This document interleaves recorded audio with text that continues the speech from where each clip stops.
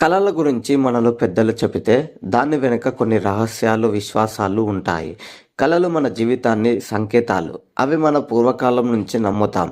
పలు కళలు మన జీవితంలో శుభం తెలపటం కానీ, అపాయం చూపించటం కానీ చేస్తాయి.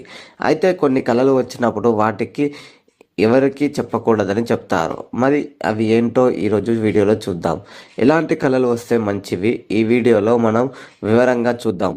పొద్దున్నే కలలు నిజమవుతాయా? పెద్దలు చెప్తారు తెల్లవారుజామున కలలు కనటం అంటే దేవుడి సంకేతం అని.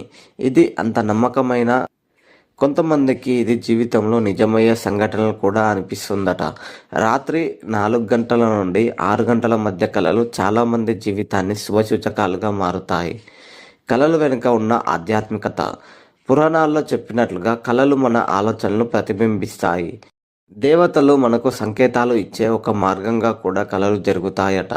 ప్రత్యేకంగా శివుడు, విష్ణువు, దేవుళ్ళు కనిపించటం అంటే అదృష్టం కలగటం అని నమ్ముతారు. ఎలాంటి కళలు వస్తే మంచిది? దేవతలు లేదా ఆలయాలు. కలలో గుడి, శివలింగం, దీపం వెలుగుతూ కనిపిస్తే చాలా శుభం.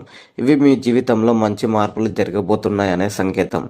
నీరు లేదా నదులు. స్వచ్ఛమైన నీరు మీకు వచ్చే ఆర్థిక సమస్యలను బయటపెడతాయని సూచిస్తాయి.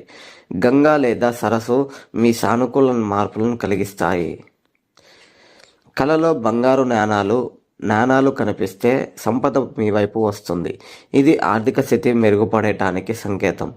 పచ్చని మొక్కలు, పువ్వులు కనిపిస్తే శాంతి, అభివృద్ధి మరియు జీవితంలోకి వస్తాయని అర్థం. కలలో పాము కనిపిస్తే శత్రువుల నుండి అపాయం ఉందని సూచిస్తుంది. అయితే పంచపట్ల పాము కనిపిస్తే అదృష్ట సూచకమని చెప్తారు. కలలో గోడ చెప్పులు, విరిగిపోయిన వస్తువులు కనిపిస్తే మీ జీవితంలో చికాకు రావచ్చని చెప్పవచ్చు. మీరు ఎక్కడ బందీగా ఉన్నట్లు కలలు కనడం అంటే ఆత్మవిశ్వాసం లోపించటం. ఇది మీకు కొత్త మార్పులకు అవసరం అని చెబుతుంది. పెద్దలు చెప్పినట్లుగా శుభమైన కళలైతే వాటిని మీ మనసులో ఉంచుకోవాలి. వాటిని చెప్పడం ద్వారా సంకేతాలు ఫలించవచ్చు అని నమ్ముతారు. అంతేకాకుండా మీ ఆలోచనలో ఉన్న శ్రద్ధ కూడా తగ్గిపోతుంది. ఆలోచనలకు ప్రేరణ. మంచి కళలు మన మనసును, ఆత్మవిశ్వాసాన్ని నింపుతాయి. కళలు మన జీవితంలో సూచనలు ఇస్తాయి. వాటిని సరైన విధంగా అర్థం చేసుకొని శ్రద్ధతో ఉండటం ముఖ్యం. దేవతలు, పూజలు, మంచి ఆచారాలు పాటించటం వల్ల మన కళలు శుభంగా కలిగిస్తాయి.